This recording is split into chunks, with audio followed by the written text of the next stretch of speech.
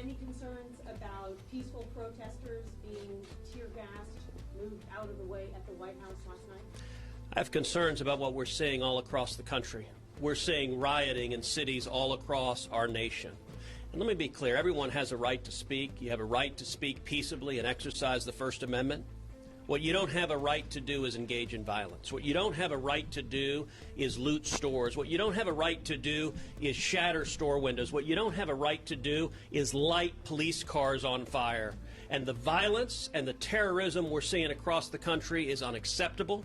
It is wrong, and it is incumbent on leaders across the country, the President and the Attorney General, but also governors and mayors and police chiefs, to protect the American people and stop this rioting now. The President is offering to send the military into various states. Is that something you'd welcome in Texas?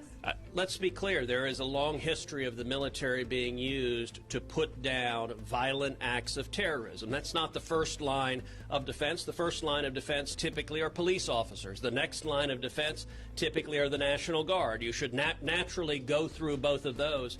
But let me say something also. These Antifa protesters that are organizing these acts of terror, among other things, they are behaving in a profoundly racist manner. Listen, everyone agrees what happened to George Floyd was horrific. It was police brutality. And we are united in rightly believing that the officers involved should face criminal prosecution. They are facing criminal prosecution for breaking the law. And yet you're seeing Antifa protesters deciding to abuse and take advantage of this crisis to wrongly paint the peaceful protesters as being violent. Every time you see some young Antifa terrorist showing up to scrawl graffiti, attacking police officers on the side of a police car or shattering windows, they are behaving like bigots.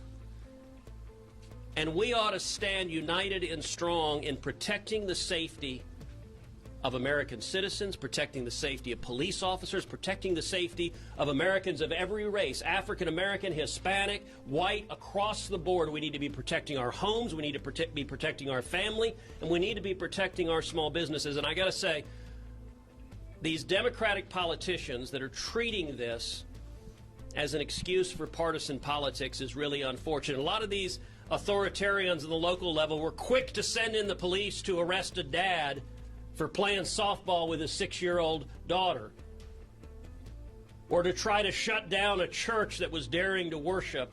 But when you have violent protesters engage in physical assaults, too many Democratic politicians are playing politics and allowing the riots to play forward. When you see a city council member in Minneapolis saying he supports Antifa while Antifa is literally burning the city to the ground, it is wrong.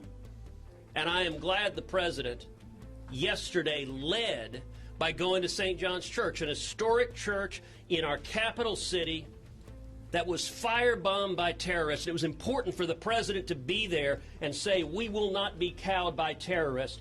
We will stand up. All of us have a First Amendment right to speak, but you don't have a right to burn a church.